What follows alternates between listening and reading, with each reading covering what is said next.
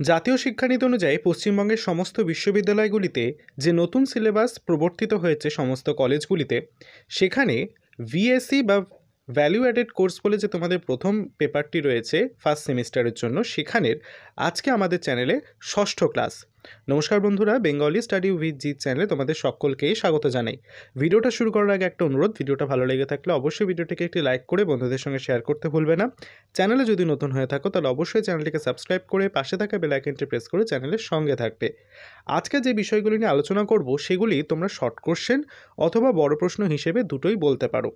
আজকে এই ভিডিওটিতে আমরা পরিবেশ আন্দোলনের বিভিন্ন স্থান, পরিবেশ আন্দোলনের কারণ, আন্তর্জাতিক পরিবেশ সম্মেলন, পরিবেশ আন্দোলনের নেতৃত্বগণ, বিভিন্ন টপিক নিয়ে আলোচনা করব। আলোচনা শুরু করার আগে তোমাদের বলবো অবশ্যই খাতা পেন নিয়ে বসে যেভাবে লিখতে বলবো সেভাবে আলোচনাটা টুকে নাও। তাহলে চলো দেখে নিই প্রথমেই কি লিখতে হবে। আচ্ছা, প্রথমে পয়েন্ট করবে পরিবেশ আন্দোলনের স্থান এবং সময়। সেখানে তোমরা তিনটে কলাম করবে। প্রথমে লিখবে আন্দোলন, মাঝখানের কলামে লিখবে স্থান এবং শেষে লিখবে সময়।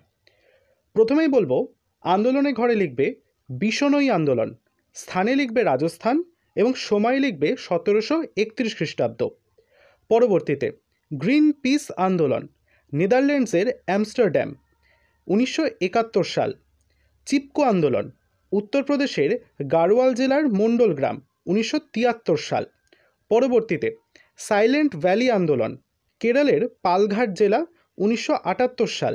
ভূপাল গ্যাস দুর্ঘটনা, মধ্যপ্রদেশ, 1984 সাল।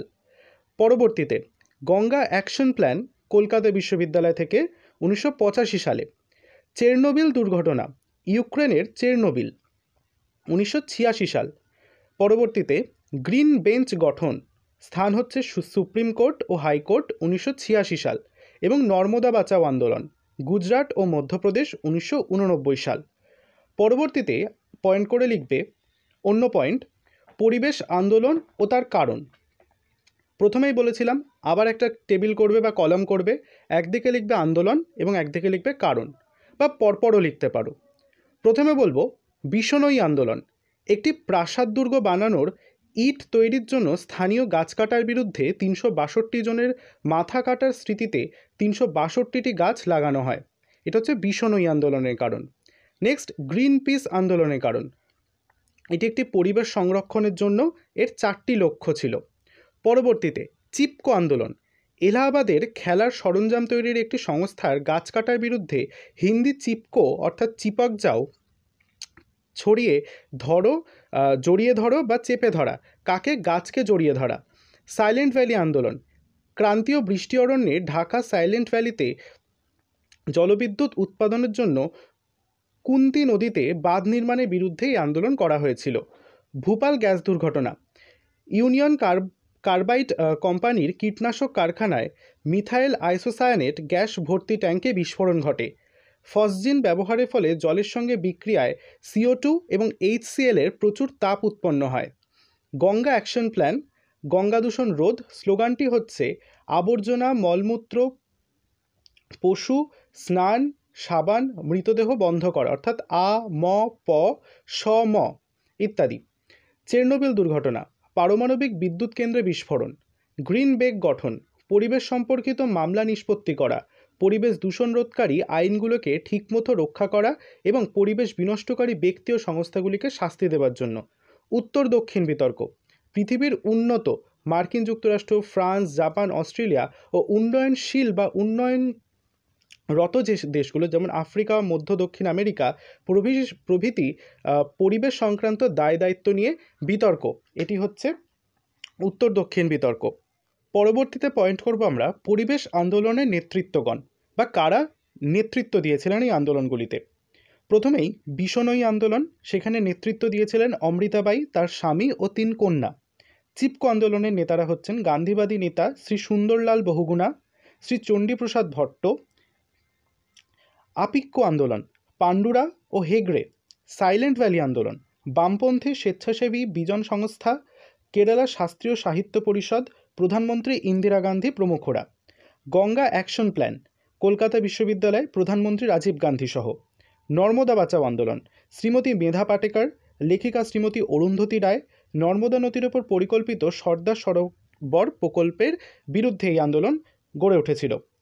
এবার বলছে আন্তর্জাতিক পরিবেশ শিখর সম্মেলন।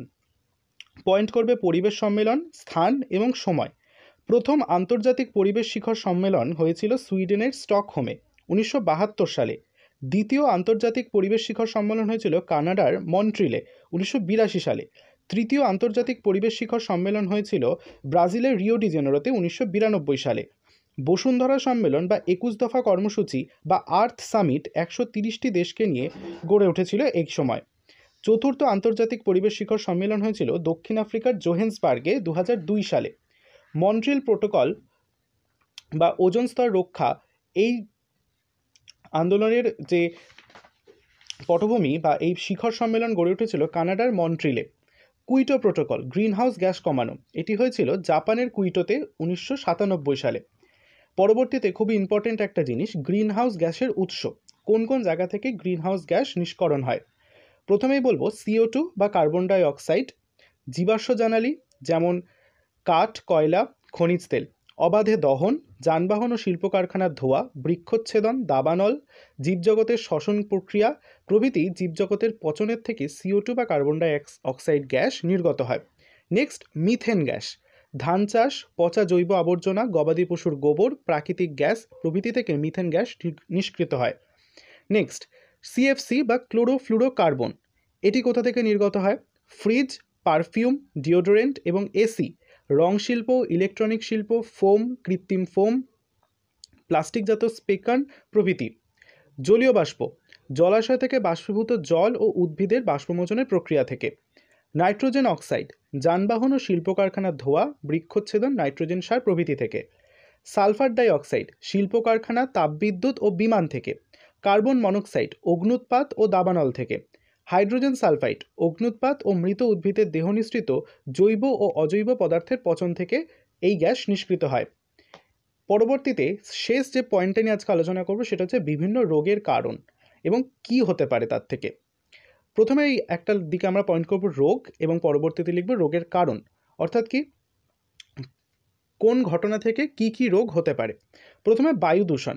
বায়ু দূষণ থেকে হতে পারে একাইটস, মেলিনজাইটিস, ক্যারিনজাইটিস, কনজাংটিভস, সিলিকোসিস, অ্যাসকোসিস, অ্যাসবেস্টাসিস, নিউমোনিয়া, এমফাইসিমা, জলবসন্ত, হাম, রক্তাল্পতা, cancer, chlorosis, necrosis, diphtheria, whooping কাশি প্রভৃতি। শব্দদূষণ থেকে হতে পারে হাইপোফেলিমিয়া, হাইপোগ্লাইসিমিয়া, ইউসেনিফিলিয়া বা কালা হয়ে যাওয়া যেটাকে আমরা বলি, কানের পর্দা ফেটে যাওয়া, বিরক্তি ও খিটখিটে মেজাজ, মানসিক উত্তেজনা প্রভৃতি শব্দদূষণের ফলে হতে পারে। জল দূষণ। জল দূষণ থেকে যে রোগগুলি সংঘটিত হতে পারে সেগুলি হলো টাইফয়েড, কলেরা, আমাশয়, আন্ত্রিক, জন্ডিস, ডায়রিয়া, টিবি, হেপাটাইটিস, উদারময়, Minamata, itai, blackfoot disease, fluorosis প্রভৃতি। মাটি দূষণ থেকে বিভিন্ন রোগ হতে পারে যেমন মাইকোসিস, অ্যানথ্রাক্স, লেন্টোসাইপ্রেস ইত্যাদি। ব্যাকটেরিয়া থেকে কলেরা, টাইফয়েড, আমাশয়, ডায়রিয়া, হেপাটাইটিস, পোলিওমাইলাইটিস ইত্যাদি। প্রোটোজোয়া থেকে হতে পারে ম্যালেরিয়া, যেটা স্ত্রী অ্যানোফিলিস মশা থেকে হতে পারে, যেটা মশাবাহিত একটি রোগ। ফাইলেরিয়া হতে পারে মশাবাহিত একটি রোগ স্ত্রী কিউলেস মশা থেকে। তারপর ডেঙ্গু হতে পারে স্ত্রী এডিস মশা থেকে এবং পিত জ্বর মাছি থেকে হয় cholera, typhoid, diarrhoea, syphilis, gonorrhoea ইত্যাদি। তো বন্ধুরা, আজকের আলোচনা এখানেই শেষ করছি। আজকের আলোচনায় তোমাদের কয়েকটা টপিক যেমন গ্রিনহাউস গ্যাস, রোগের কারণ, পরিবেশ আন্দোলনের কারণ, বিভিন্ন স্থান, পরিবেশ আন্দোলনের নেতৃত্বগণ, ছোট ছোট টপিকগুলো আলোচনা করলাম। ভিডিওটা ভালো লেগে থাকলে অবশ্যই লাইক করে বন্ধুদের সঙ্গে শেয়ার করতে ভুলবে না। চ্যানেলে যদি নতুন হয়ে থাকো অবশ্যই চ্যানেলটিকে সাবস্ক্রাইব করে পাশে থাকে বেল আইকনটি প্রেস করে চ্যানেলের সঙ্গে থাকবে। দেখা হচ্ছে পরের ভিডিওটিতে। সকলে ভালো থেকো, টাটা।